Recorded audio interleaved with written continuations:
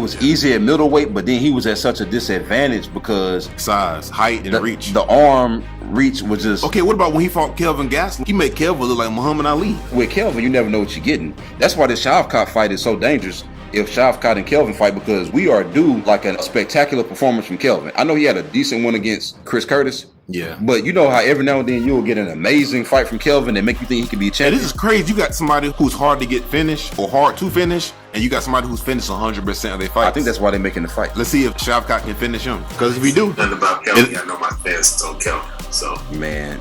I ain't about to go down there. Man, you talk about somebody who really... He could have been a double champ, man, if I'm going to be honest. Nah, not double champ, man. Bro. Not welterweight champion. He struggled to make weight, man. It wasn't healthy. Yeah, that's true. It wasn't a healthy thing. I didn't like him fighting at welterweight. But it's like at middleweight, I don't know what the deal be at middleweight, man. But he did lose a split decision to Tyron Woodley, and Tyron went on to become champion. Yeah. So who's to say if he beats Tyron Woodley, he wouldn't have went on to become champion? He beat Uriah Hall to become the Ultimate Fighter. That's tough. Uriah had knocked out a bunch of people, man. He had that split against Neil Magny. Who? I think he beat Jacare. He remember what he did? Yes. Did he beat up Jacare? Yeah. He knocked him out?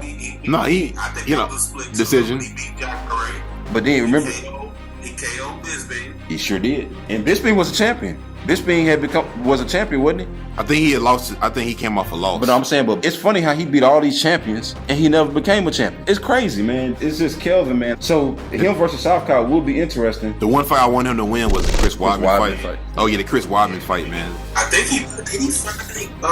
What's my boy name? Did he fight Vitor? Did he fight Vitor? You remember he TKO'd him in the first round and nobody talks about it. He TKO'd Vitor? The fight lasts like 2 minutes. But somebody test. We were saying something happened after the Vitor Belfort and Kelvin Gastelum fight. It was overturned for marijuana.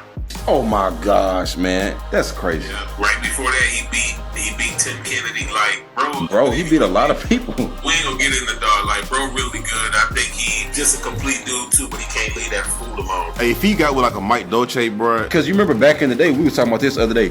Remember back in the day, we thought that you started cutting weight on fight week, remember? And then over time, like Mike Dolce came through. Yeah. And I know that there's been some controversies with Mike Dolce and stuff, but one thing that he did say was you really start cutting weight when you accept the fight. Like your diet and stuff help you cut weight over time.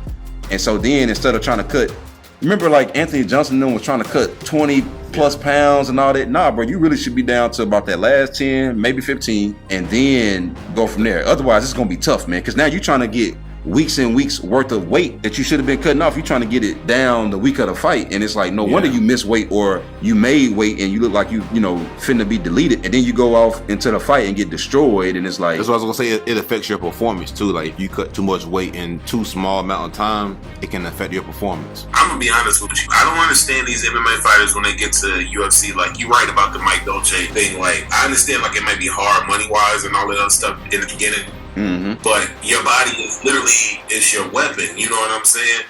Like I know LeBron spends millions of dollars a year on his body. Like I'm not saying you got to spend millions, but if you don't have a personal chef or a personal trainer or somebody like that on the payroll, and weight is your issue, you know what I'm saying?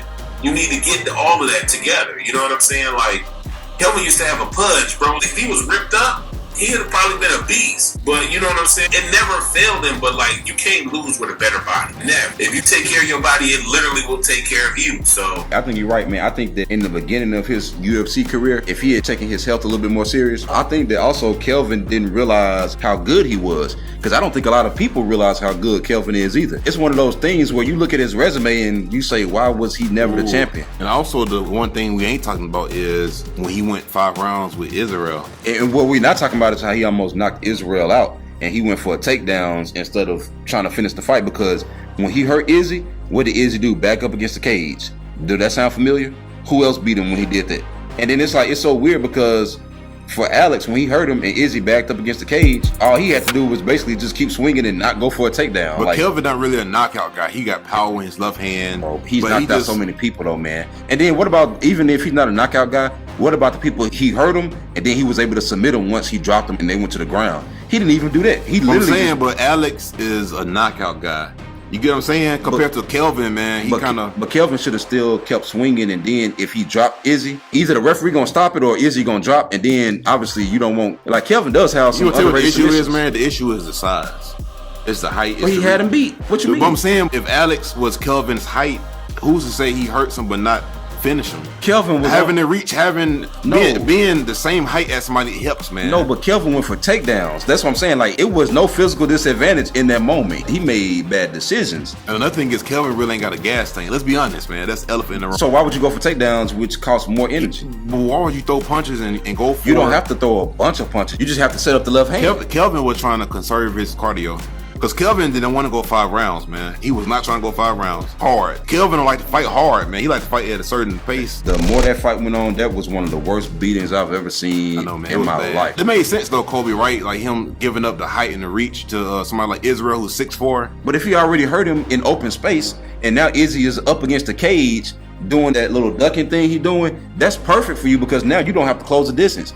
It's already closed and you got him hurt. You don't have to swing and gash yourself out, but pick your shot. That's what he's always done. That dunking overhand, you know what I'm saying? That works for him. I mean, undersized, but if he was like a big boy or like a bigger size guy, he would be giving people a lot more problems. A lot of times, a lot of guys be talented, they just short. Like Johnny Hendricks is like that. Like if you gave him like maybe 4 more inches of height, he'd probably be, a killer. You know what I'm saying? Like he was back then, honestly.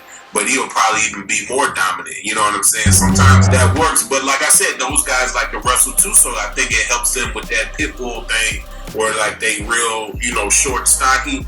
And once they get down there and attack your legs, there's nothing them skinny guys can really do with it unless they use that limb to really separate them legs for real. So yeah, we saw that against Carlos Condit, man. He just couldn't stop them takedowns, man. Even though Johnny didn't do nothing on the feet against Carlos, man. Carlos was killing him, but he just could not stop them takedowns.